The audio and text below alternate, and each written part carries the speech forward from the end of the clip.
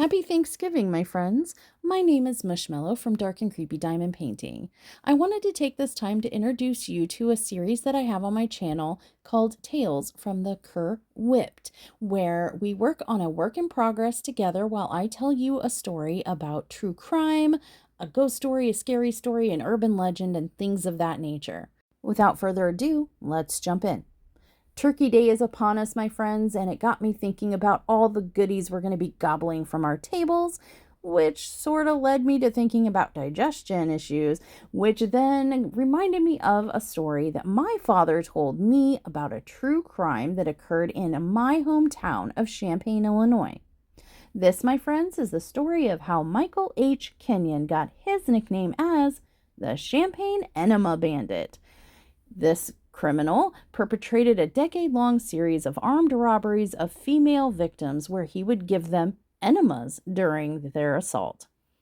His earliest attacks were in March of 1966 in Champaign, Illinois, where he broke into a girl's home, administered enema to two sisters, age 16 and 18, stole $70 from their father's wallet, and then left them tied with torn strips of bedsheet and the promise that he would call the police within 15 minutes to come free them. Kenyon's largest attack during this time was on 5 sorority girls attending the University of Illinois in Champaign-Urbana. He broke in through a sliding glass door, which then led to the movement of having those like bars and bricks to keep sliding glass doors locked from the interior and unopenable from the exterior. Kenyon graduated from the University of Illinois in Champaign-Urbana in 1967. The attacks ended in Champaign and followed Kenyon everywhere he went, including Manhattan, Kansas, Norman, Oklahoma, and Los Angeles, California. In May of 1975, Kenyon returned to Champaign, and in a single night of terror, he administered an enema to a Champaign woman, robbed and bound 4 women, and gave 2 enemas to the same woman in one night.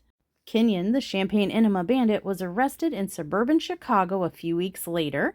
Under questioning, he began to confess to his exploits as the Enema Bandit. He was found to be legally sane and pled guilty to 6 counts of armed robbery in December 1975. He was sentenced to 12 years in prison. Kenyon was later questioned and released in connection with the 1982 Chicago Tylenol murders, but found to be not involved and released. As a side note, the Enema Bandit became the subject of Frank Zappa's song, The Illinois Enema Bandit, first released on Zappa in New York, and he was the inspiration for the 1976 adult film, The Water Power. Happy holidays!